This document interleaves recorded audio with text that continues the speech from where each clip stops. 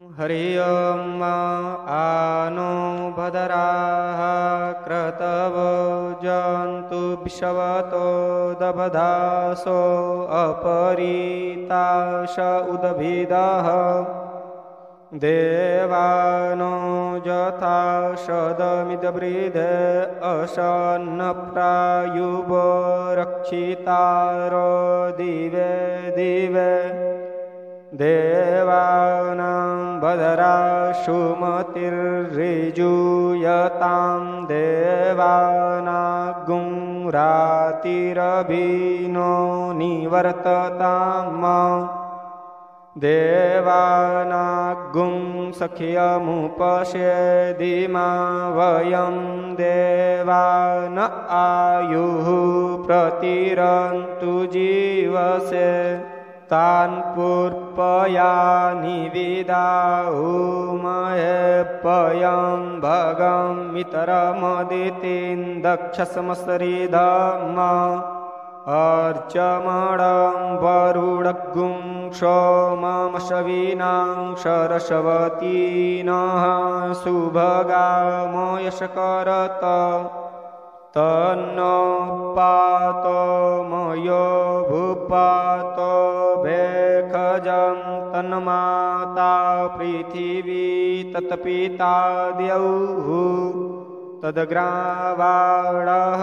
सोमसुतो मयो भुवस्तदश्विनां श्रीणुतं शृणुयाजुवम् तमीशानं जगतस्तस्तु खशपतिं धियं जिन्वमवशे हुमहे वयम् पूखानो यथा पेदशाम शतवृधे रक्षिता पायुरदबधः स्वस्तये स्वस्ति न इन्द्रो वृद्धस्रवाः स्वस्ति नः पूखा विश्ववेदाः स्वस्ति नस्तार्क्ष्यो अरिष्टनेमिः स्वस्ति नो बृहस्पतिर्दधातु पृखदशवा मरुतः कृष्णनिर्मातरः शुभं जावानो विदते कुजगमयः अग्निजिह्वा मनवः सूरचक्षसो विश्वेनो देवा अवशागमनिः भद्रं कर्णेभिः शृणुयाम देवा भद्रं पश्येमाक्षभिर्यजतराः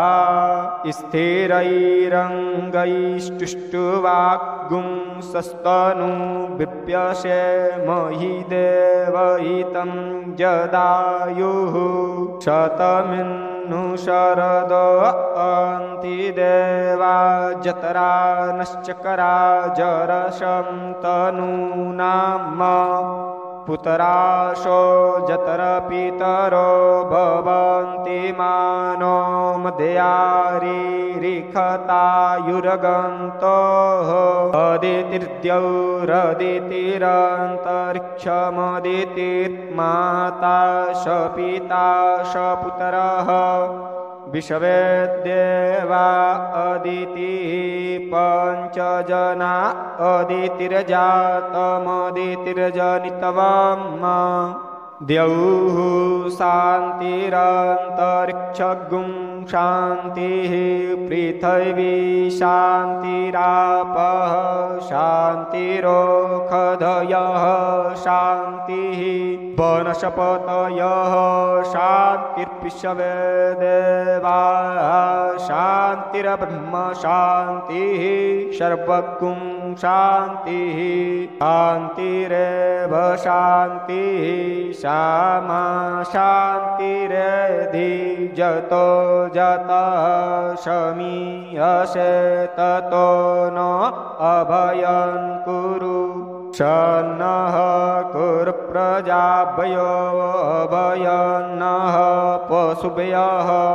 सुशान्तिर्भवतु।